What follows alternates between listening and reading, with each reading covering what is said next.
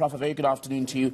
Thank you for being with us. So, the United States, I should say, last year contributed around 400 million rand to the World Health Organization. But beyond money, what would the WHO be losing with the US's exit? Well, thank you very much for having me. I think the first question is, will the WHO be losing the United States? And we've got until July 2021 before the actual abandonment of the WHO would happen, and that would require Donald Trump to get reelected. And at the moment, his polling is terrible.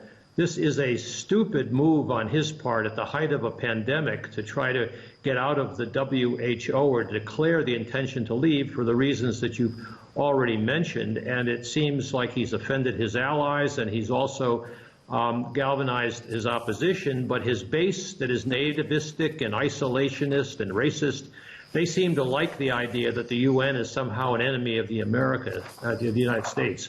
You mentioned Donald Trump's poll numbers being down then. Do you think that the official setting in motion of this ball could boost those?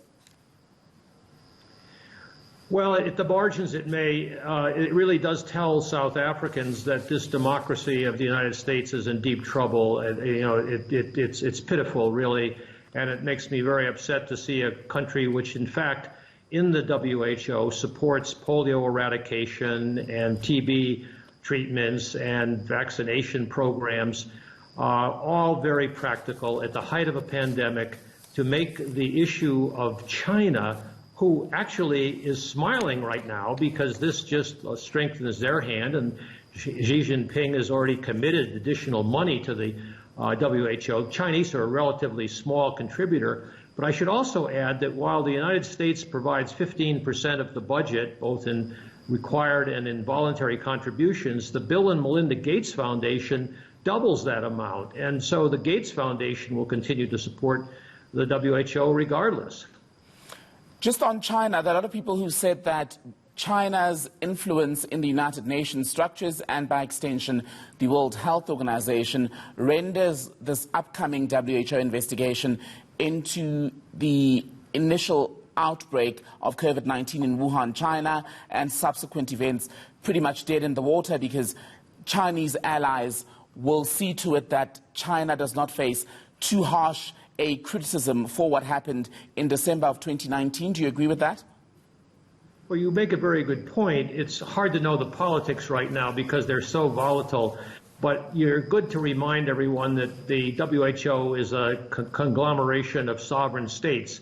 And while there is need for a commission to think about ways to improve the WHO, and there is this question about the early reporting of the virus in Wuhan, that can be done by an independent commission, and governments can negotiate among themselves. Right now, the U.S. is missing in action totally, and it should be a responsible stakeholder. And the Chinese will, I think, probably be willing to negotiate. But right now, they're getting a free ride by Donald Trump's crazy actions.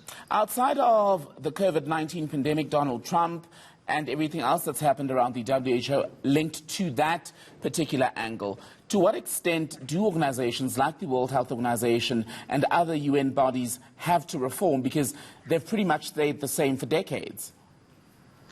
Well, that's correct. And I think one of the fallouts from this COVID tragedy will be that the international community will realize that some things that defy sovereignty, we really do have to get together and work more effectively to prepare for the next pandemic. This one was foreseen by scholars and public health officials. The next one will be all that much more credible and perhaps even worse.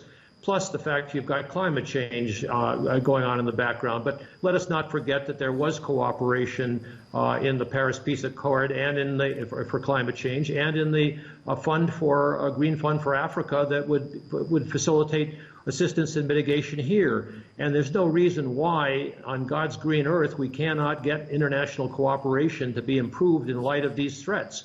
But with Donald Trump in the White House, the Americans are missing from all this discussion. Honorary Professor of International Relations with Wits University, John Stremlau, always good to speak to you.